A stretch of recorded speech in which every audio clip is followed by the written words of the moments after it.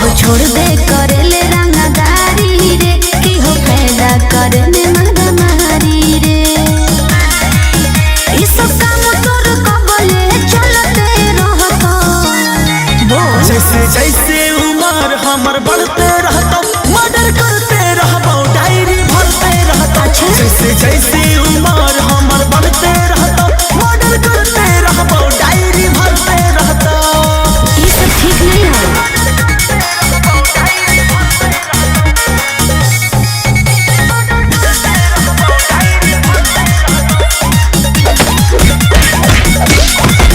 अब मरले बाजार सब छूटतोगे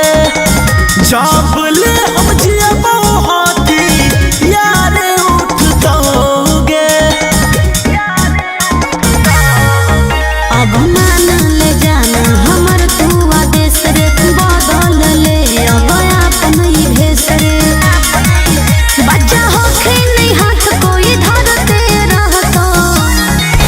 जैसे जैसे उम्र हमर बढ़ते रहता मर्डर करते रहबो डायरी भरते रहता जैसे जैसे उम्र हमर बढ़ते रहता मर्डर करते रहबो डायरी भरते रहता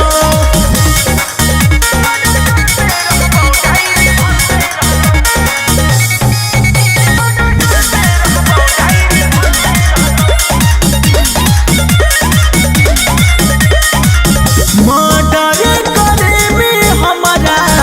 लागो हक ठीक है गे भेलियो जवान जान खून हम पी के गे ढेर गर्मी दिखावे ठीक नहीं रे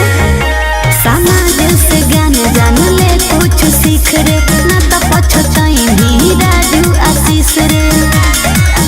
बोल कबले तोरा से लोग लड़ते रहता जैसे जैसे उम्र हमर बढ़ते